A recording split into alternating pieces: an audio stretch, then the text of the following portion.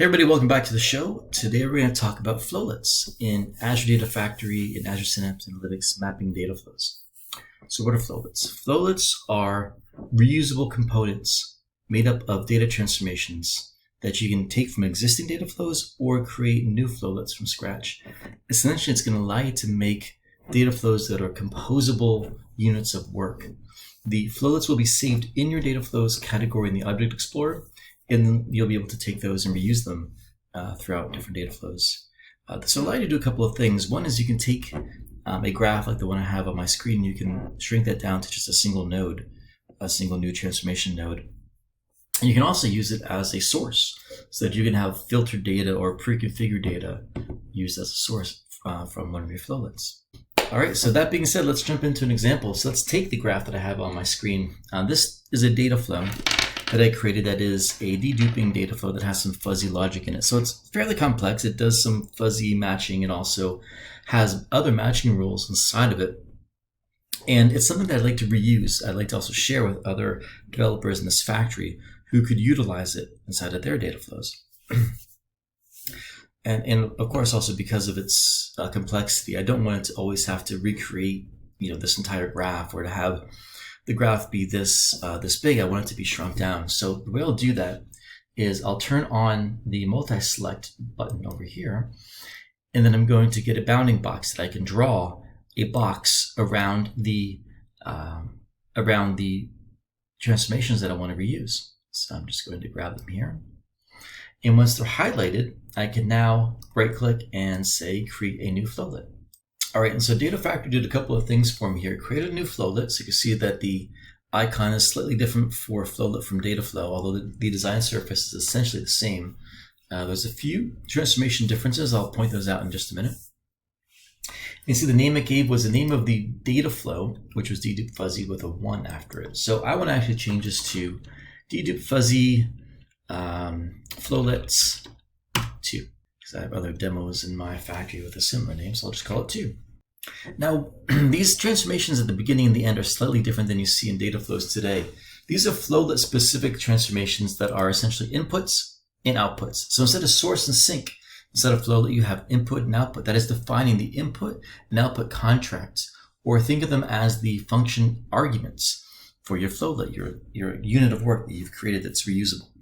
So if I click on it, you'll see that you'll get the entire set of columns and data types that came from the data set that was the original data set from the data flow that I took to generate this flowlet.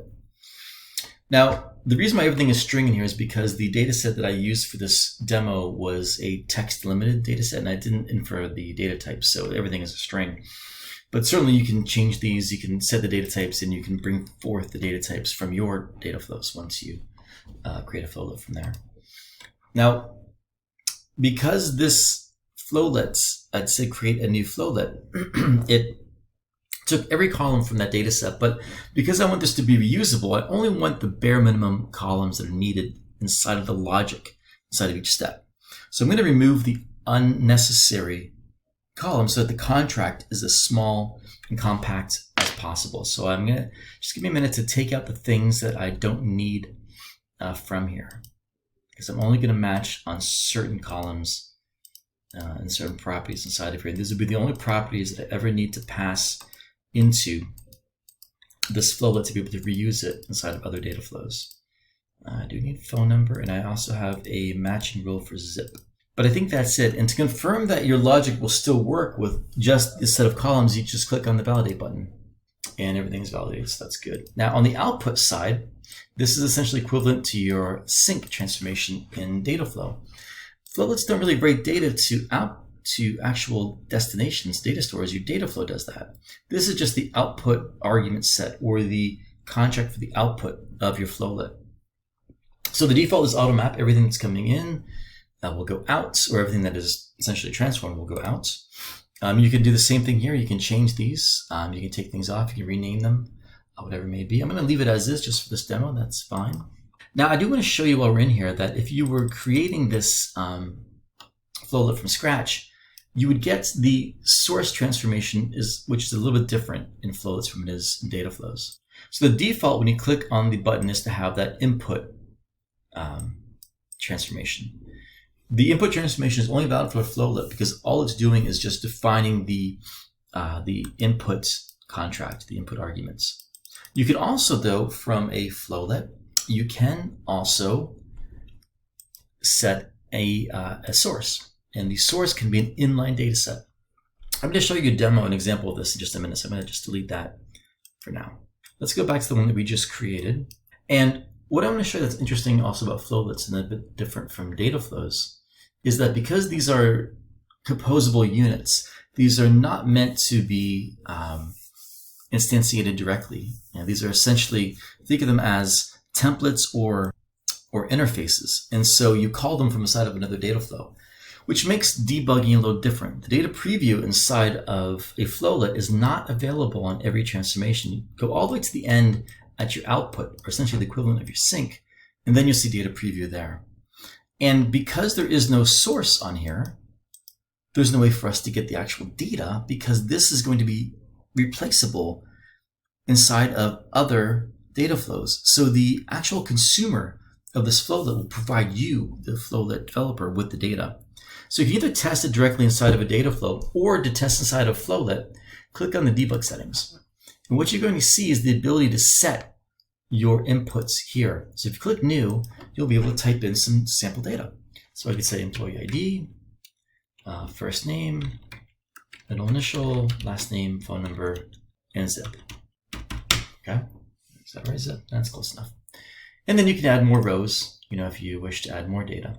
And then when you hit data preview, then at the end on your output, you will see that sample data run through the system and through logic, and then you'll see the output. That's how you debug in data preview mode inside of a flowlet. So we've got this flowlet created from that data flow. Let's go ahead and save this, and you'll see that in your Object Explorer now you'll have a dedupe fuzzy flowlet 2 under the data flows category, which means that I can go in and create a new data flow. You'll see there's also create new flowlet, so you can create a new flowlet from scratch. Do that in a minute. Let's create a new data flow, and let's use a source of names in my case. This should have a projection that matches. Yep, that's pretty good.